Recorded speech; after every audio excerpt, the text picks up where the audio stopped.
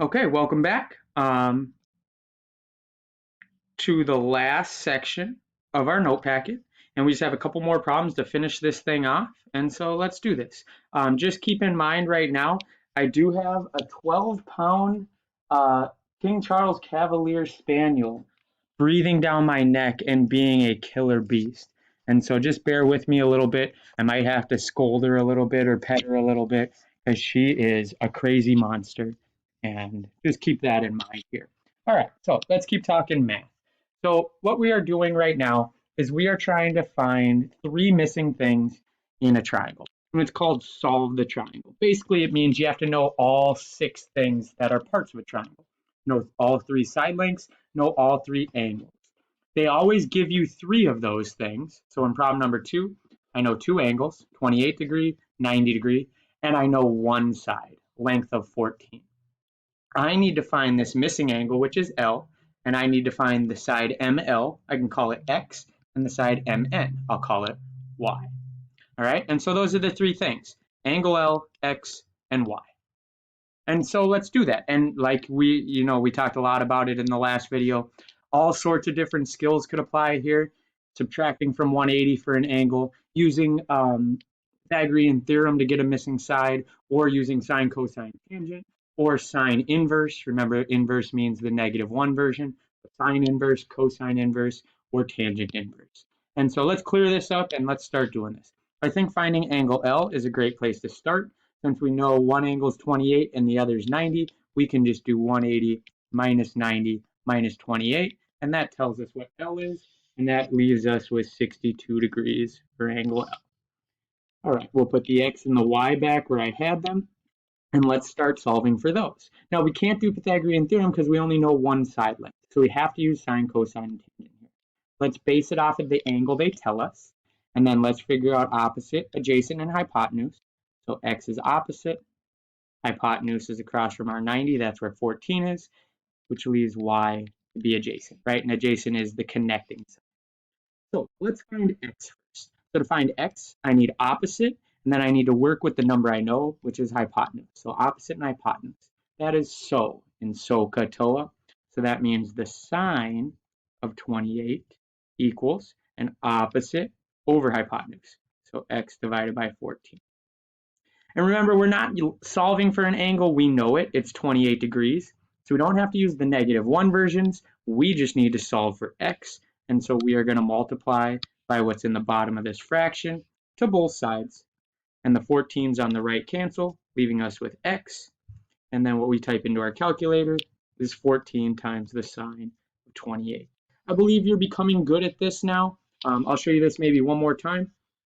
So bring up the calculator. We said 14 times the sine of 28. Let me just verify real quick. Yes. And so I will type 14 times. And remember, I'm not using the -1 version, so I'll just do the regular sign. Got to be in degree mode. And we'll put 28 in the parentheses and close them. It equals 6 point. We'll round that up to 6. So 6.6. That is how long X is. So our X side, 6.6. Remember, our X side really corresponds to the side ML, right? All right, let's change color and let's get our Y here. So we're still going to base off of this 28-degree angle, but now for Y, we need the adjacent side, because that's where Y is, plus the number we know, which is still 14, our hypotenuse. So we need adjacent and hypotenuse. That's CA in SOHCAHTOA, meaning that's where we're going to start with the cosine. So cosine of 28 equals, and it's adjacent divided by hypotenuse. So Y divided by 14. And so we'll solve this one in the same way. We'll times both sides by 14. Cancel the 14 and leave us with Y. And we will type 14 times the cosine of 28 into our calculator. And that is going to tell us 12.4. And we've got it. So now we know Y is 12.4. Y is really the side M to N, right? The side M to L, which is X, 6.6. And lastly, our third angle, which we subtracted from 180, 62. Perfect. Now, let's keep going. Couple more word problems, and that is it. Nothing left. So let's read carefully and let's solve these things. You are measuring the height of a giant redwood tree in California. If you stand 50 feet from the base of the tree, the angle of elevation from the ground is 65. What's the height of the tree? So we want to find how tall this tree is. Now, here comes my beautiful art again. I should get a medal for this. Well, maybe that's not great, but it's about as best I can do. So here we go. Let's try to draw this picture. It says we want to stand 50 feet from the base of the tree. So maybe we put ourselves here, right? Standing, base of the tree, 50 feet.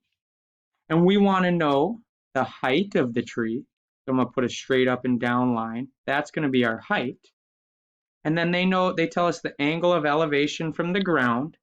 Remember where the 50 is, that would be the ground. That's our horizontal. And so angle of elevation measures up from the horizontal. And it's just saying that this angle is 65 degrees.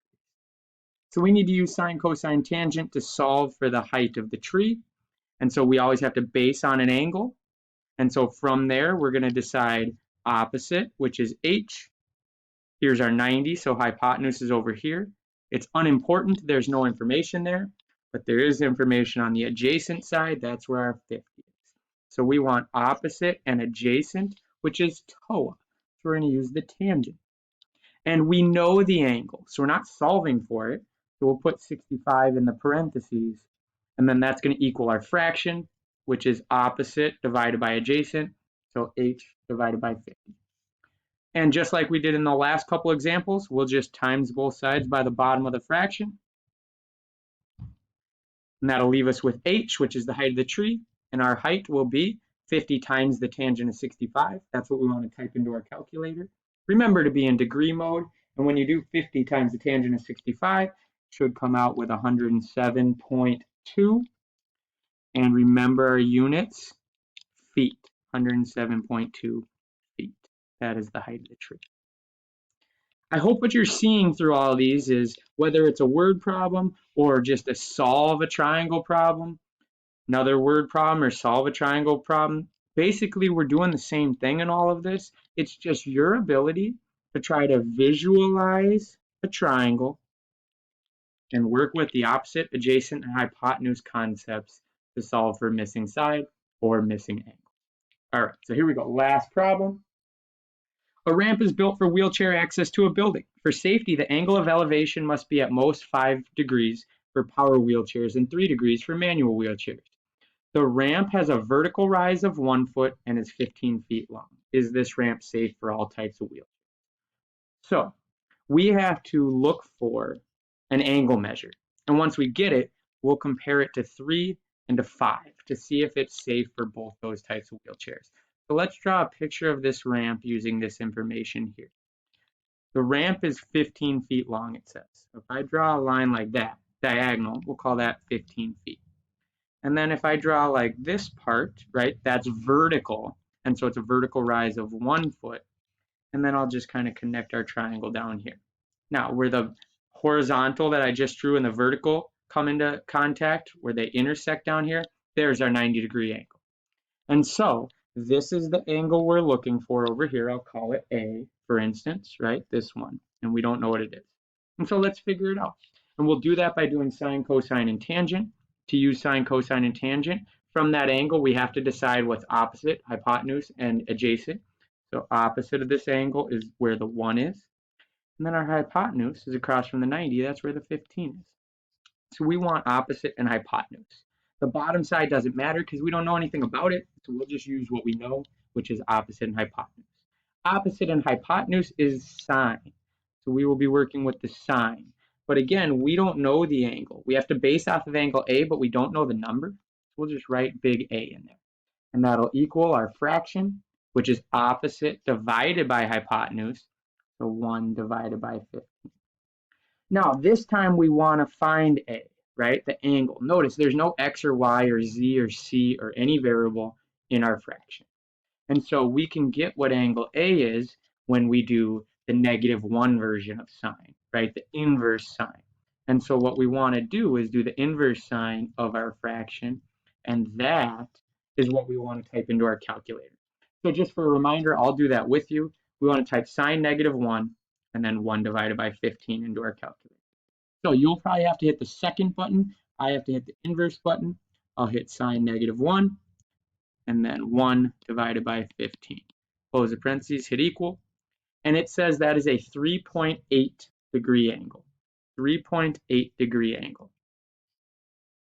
So again, when we type sine -1 of 1 divided by 15 into our calculator, we get 3.8. And that is telling us our angle measure for A. And so that is what A equals. Now the question asked us, is the ramp safe for all types of wheelchairs? For power wheelchairs, it has to be less than 5 degrees. Well, 3.8 is less than 5 degrees, so it's safe for power wheelchairs. But for manual wheelchairs, it has to be less than 3, right? And I say less than because it says at most.